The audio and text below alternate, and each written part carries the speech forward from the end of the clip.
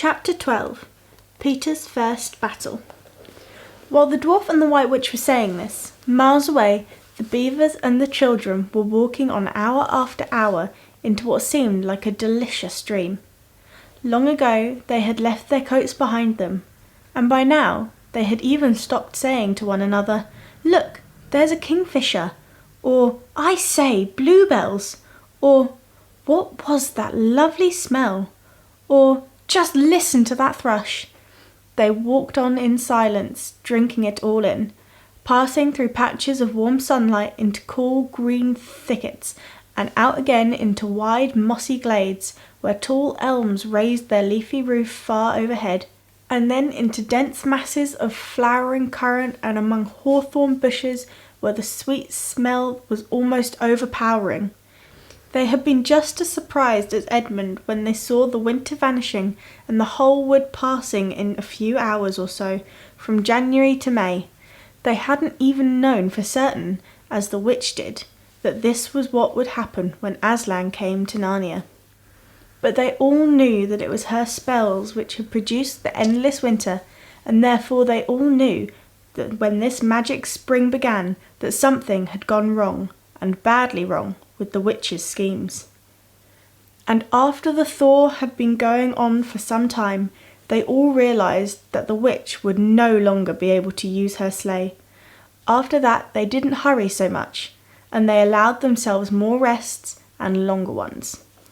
They were pretty tired by now, of course, but not what I'd call bitterly tired, only slow and feeling very dreamy and quiet inside, as one does when one is coming to the end of a long day in the open. They had left the course of the big river some time ago, for one had to turn a little to the right, that means a little to the south, to reach the place of the stone table. Even if this had not been their way, they couldn't have kept to the river valley once the thaw began, for with all the melting snow the river was soon in flood, a wonderful roaring thundering yellow flood, and their path would have been under water. And now the sun got low and the light got redder and the shadows got longer and the flowers began to think about closing.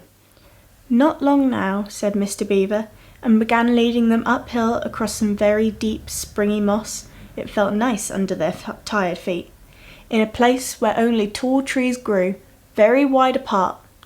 The climb coming to the end of a long day made them all pant and blow, and just as Lucy was wondering whether she could really get to the top without another long rest, suddenly they were at the top, and this is what they saw. They were on a green open space from which you could look down on the forest, spreading as far as one could see in every direction, except right ahead. There, far to the east, was something twinkling and moving. "By gum," whispered Peter to Susan, "the sea!" In the very middle of this open hilltop was the stone table. It was a great grim slab of grey stone, supported on 4 upright stones. It looked very old, and it was cut all over with strange lines and figures that might be letters of an unknown language. They gave you a curious feeling when you looked at them. The next thing they saw was a pavilion pitched on one side of the open place. A wonderful pavilion it was, and especially now when the light of the setting sun fell upon it, with slides of what looked like yellow silk and cords of crimson and tent pegs of ivory, and high above it on a pole a banner which bore a red rampant lion, fluttering in the breeze, which was blowing in their faces from the far-off sea.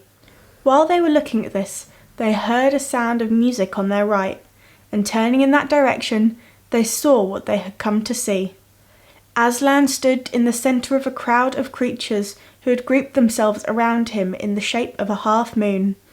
There were tree women and there were well women, dryads and naiads, as they used to be called in our world, who had stringed instruments. It was they who had made the music. There were 4 great centaurs. The horse part of them was like huge English farm horses, and the man part was like stern but beautiful giants. There was also a unicorn and a bull with the head of a man, and a pelican and an eagle and a great dog, and next to Aslan stood 2 leopards, of whom one carried his crown and the other his standard. But as for Aslan himself, the beavers and the children didn't know what to do or say when they saw him. People who have not been in Narnia sometimes think that a thing cannot be good and terrible at the same time. If the children had never thought so, they were cured of it now, for when they tried to look at Aslan's face, they just caught a glimpse of the golden mane and the great, royal, solemn, overwhelming eyes. And then they found they couldn't look at him and went all trembly. "Go on," whispered Mr. Beaver. "No," whispered Peter. "You first." "No. Sons of Adam before animals," whispered Mr. Beaver back again. "Susan," whispered Peter. "What about you? Ladies first?" "No, you're the eldest," whispered Susan. And of course the longer they went on doing this, the more awkward they felt. Then at last Peter realised it was up to him.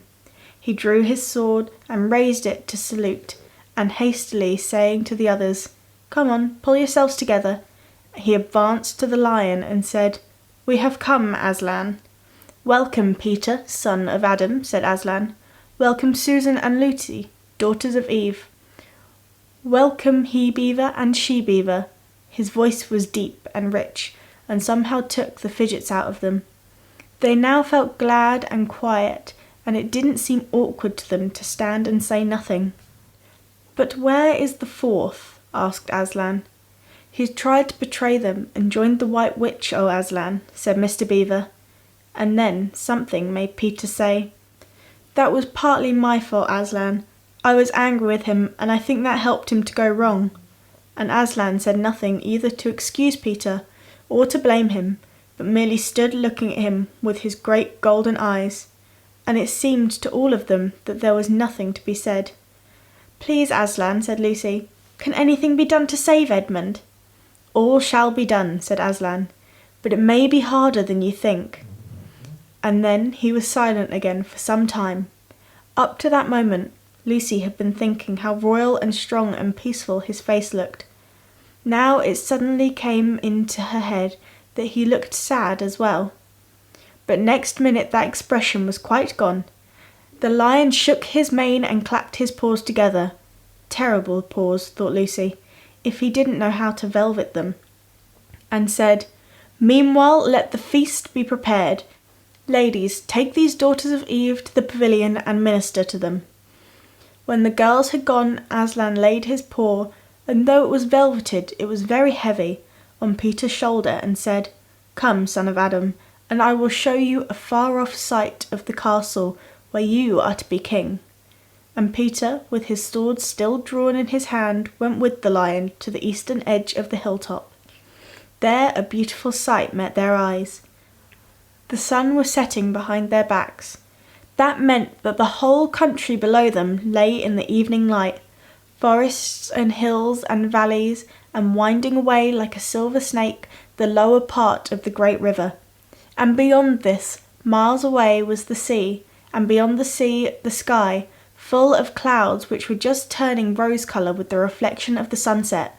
But just where the land of Narnia met the sea, in fact at the mouth of the great river, there was something on a little hill, shining.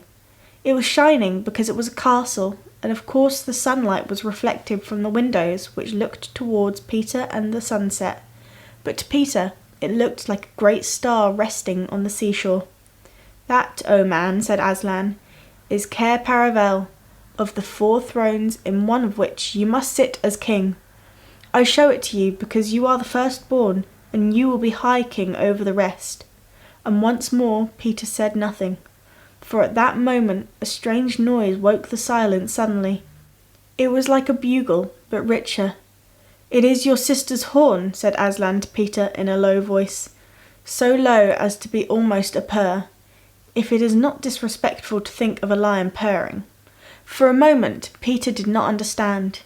Then, when he saw all the other creatures start forward and heard Aslan say with a wave of the paw, "Back! Let the prince win his spurs," he did understand, and set off running as hard as he could to the pavilion. And there he saw a dreadful sight. The naiads and dryads were scattering in every direction. Lucy was running towards him as fast as her short legs could carry her, and her face was white as paper. Then she saw Susan make a dash for a tree and swing herself up, followed by a huge grey beast. At first Peter thought it was a bear. Then he saw that it looked like an Alsatian, though it was far too big to be a dog. Then he realised that it was a wolf standing on its hind legs with its front paws against the tree trunk, snapping and snarling. All the hair on his back stood up on end. Susan had not been able to get higher than the second big branch. One of her legs hung down so that her foot was only an inch or two above the snapping teeth. Peter wondered why she did not get higher, or at least take a better grip. Then he realised that she was just going faint, and that if she fainted she would fall off. Peter did not feel very brave indeed. He felt he was going to be sick, but that made no difference to what he had to do. He rushed straight up to the monster and aimed a slash of his sword at its side. That stroke never reached the wolf. Quick as lightning it turned round, its eyes flaming and its mouth wide open in a howl of anger. If it had not been so angry that it simply had to howl, it would have got him by the throat at once. As it was, though all this happened too quickly for Peter to think at all, he had just time to duck down and plunge his sword as hard as he could between the brute's forelegs into his heart. Then came a horrible, confused moment, like something in a nightmare. He was tugging and pulling, and the wolf seemed neither alive nor dead, and its bared teeth knocked against his forehead, and everything was blood and heat and hair. A moment later he found the monster lay dead, and he had drawn his sword out of it, and was straightening his back and rubbing the sweat off his face and out of his eyes. He felt tired all over. Then, after a bit, Susan came down the tree. She and Peter felt pretty shaky when they met, and I won't say there wasn't kissing and crying on both sides, but in Narnia no one thinks any the worse of you for that. "Quick, quick!" shouted the voice of Aslan. "Centaurs, eagles, I see another wolf in the thickets. There behind you. He's just darted away. After him, all of you. He will be going to his mistress. Now is your chance to find the witch and rescue the fourth son of Adam." And instantly, with a thunder of hoofs and beating of wings, a dozen or so of the swiftest creatures disappeared into the gathering darkness. Peter, still out of breath, turned and saw Aslan close at hand. "You have forgotten to clean your sword," said Aslan. It was true. Peter blushed when he looked at the bright blade and saw it all smeared with the wolf's hair and blood. He stooped down and wiped it clean on the grass, then wiped it quite dry on his coat. "Hand it to me and kneel, son of Adam," said Aslan, and when Peter had done so, he struck him with the flat of the blade and said, "Rise up, Sir Peter Fenris Bane, and whatever happens, never forget to wipe your sword." I'll see you tomorrow with another chapter. Bye!